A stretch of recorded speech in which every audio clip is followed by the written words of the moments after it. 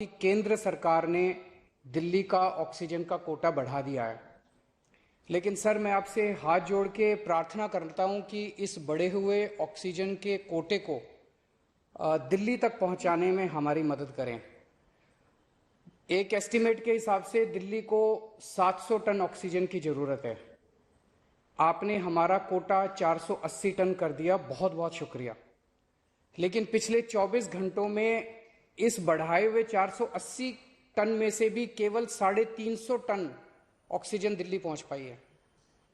प्रधानमंत्री जी, जब से ऑक्सीजन का संकट शुरू हुआ है मेरे फोन बजते रहते हैं। कभी कोई अस्पताल कहता है कि 3 घंटे की ऑक्सीजन बची है, कभी कोई अस्पताल कहता है कि 2 घंटे की ऑक्सीजन बची है। हम कारण जानने की कोशिश करते हैं तो पता चलता है कि पीछे किसी राज्य ने दिल्ली के लिए ऑक्सीजन लाने वाले ट्रक को रोक रखा है। हमने मदद के लिए केंद्र सरकार में कुछ मंत्रियों को फोन किए। शुरू में उन्होंने खूब सहयोग किया सर, लेकिन अब वो भी बेचारे थक गए हैं। सर, देश के संसाधनों पे तो 130 करोड़ लोगों का अधिकार है ना। अगर दिल्ली में ऑक्सीजन की फैक्ट्री नहीं है तो क्या दिल्ली के 2 करोड़ लोगों को ऑक्सीजन नहीं मिलेगी? जिस राज्य में ऑक्सीजन की फैक्ट्री है, क्या वो दिल्ली की ऑक्सीजन रोक सकते हैं? ऐसे में हम क्या करें? सर, मैं आपका बेहद शुक्रिया अदा करना चाहता हूं कि आज आपने ये मीटिंग बुलाई है, बहुत सही समय पे ये मीटिंग बुलाई है। पर सर, मैं आज ये जानना चाहता हूं कि अगर आज या कल या किसी भी टाइम हमारे दिल्ली के किसी अस्पताल में अगर 1 घंटे की, आधे घंटे की, 2 घंटे की ऑक्सीजन बच जाए और लोगों की मरने की नौबत आ जाए तो मैं फोन उठा के केंद्र सरकार में किससे बात करूं? सर, मैं ये जानना चाहता हूं कि अगर कोई राज्य दिल्ली के कोटे की ऑक्सीजन का ट्रक रोक ले तो मैं फोन उठा के किससे बात करूं? हालत काफी ज्यादा गंभीर हो चुके हैं सर। हम अपने लोगों को मरने के लिए तो नहीं छोड़ सकते।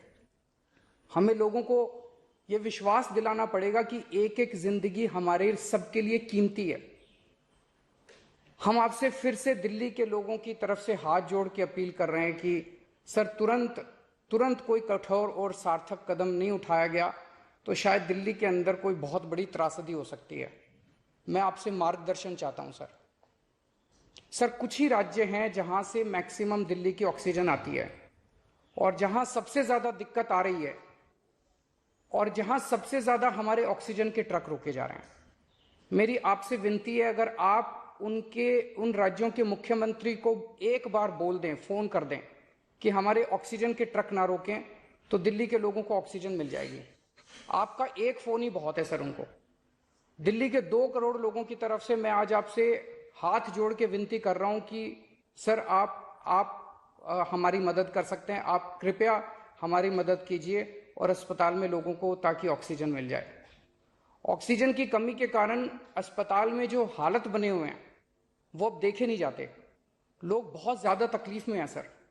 पूरी रात हम सो नहीं पाते, नींद नहीं आती। इनका मुख्यमंत्री होते हुए भी मैं कुछ नहीं कर पा रहा। डर लगता है कि ऑक्सीजन की कमी से कहीं कोई बड़ा हादसा ना हो जाए। ईश्वर ना करे अगर ऑक्सीजन ना मिलने से कुछ अनहोनी हो गई तो हम सब कभी अपने आप को माफ नहीं कर पाएंगे। प्रधानमंत्री जी, कोरोना से देश को बचाने के लिए एक नेशनल प्लान बनना चाहिए। इस नेशनल प्लान के अंतर्गत देश के सभी ऑक्सीजन प्लांट्स को तुरंत आर्मी के जरिए केंद्र सरकार टेक ओवर करे। ऑक्सीजन प्लांट्स से निकलने वाले हर ट्रक के साथ एक आर्मी का एस्कॉर्ट व्हीकल रहेगा तो कोई उस ट्रक को फिर आगे रोक नहीं पाएगा। सर, दिल्ली का जो ऑक्सीजन का कोटा आपने बढ़ाया, हम उसके बड़े शुक्रगुजार हैं, लेकिन उसमें लगभग 100 टन ऑक्सीजन उड़ीसा और वेस्ट बंगाल से आनी है। हम परसों से, जब से कोटा बढ़ा है, हम कोशिश कर रहे हैं उस ऑक्सीजन को दिल्ली लाने की। मेरा आपसे निवेदन है कि यहां से ऑक्सीजन अगर हो सके तो हमें हवाई जहाज से उपलब्ध करवाई जाए, और नहीं तो जैसा अभी बताया गया, आपका आइडिया है ऑक्सीजन एक्सप्रेस शुरू करने का, वो ऑक्सीजन एक्सप्रेस शुरू करके वेस्ट बंगाल और उड़ीसा से हमें ऑक्सीजन दिलवाई जाए। आइडिया नहीं, ऑलरेडी चल रहा है। सर, दिल्ली तक नहीं पहुंच पा रही, हमारी दिल्ली तक नहीं आ रहा। उसमें अगर हमें दिल्ली के लिए भी कॉरिडोर मिल जाए तो आपकी बड़ी मेहरबानी होगी सर। आपने 2-3 जगह तो कर दिया सर, आपके इंटरवेंशन से मुझे पता चला। एक दिल्ली के लिए और करा दीजिए सर, यहाँ की हमारी 100 टन ऑक्सीजन उधर से आनी है। प्रधानमंत्री जी, हमारे देश के वैज्ञानिकों ने इतने कम समय में जो वैक्सीन बनाई है, इसके लिए हमारे वैज्ञानिक साधुवाद के पात्र हैं। आपने इसमें जो प्रयास किए, आपका बहुत बहुत शुक्रिया। अब हम सब लोगों को मिलकर कम से कम समय में अपने नागरिकों को ये वैक्सीन लगवानी चाहिए। इसमें केंद्र और राज्य सभी सरकारों को हमको मिलकर काम करना है। अभी सर केंद्र सरकार ने आदेश जारी किए हैं कि 1 मई से राज्य सरकारें सीधे कोरोना वैक्सीन खरीद सकती हैं। इसके बाद एक वैक्सीन की कंपनी ने अपने रेट जारी किए हैं कि वो केंद्र सरकार को 150 रुपए में और राज्य सरकारों को 400 रुपए में देंगे। सर, एक ही देश में एक ही सामान के 2 रेट कैसे हो सकते हैं? 1 नेशन 1 रेट होना चाहिए। सारे देश को एक ही दाम पे वैक्सीन मिलनी चाहिए। अगर देश एक है तो वैक्सीन का दाम भी तो एक ही होना चाहिए। तो मैं आपसे निवेदन करता हूं कि केंद्र सरकार को, राज्य सरकारों को एक ही रेट पे वैक्सीन मिले। जिस रेट पे केंद्र सरकार को वैक्सीन मिल रही है, उसी रेट पे राज्य सरकारों को भी वैक्सीन मिलनी चाहिए। सर, हर एक जान हम सब लोगों के लिए कीमती है। हमें ये एहसास हर भारतीय को इस वक्त कराना होगा।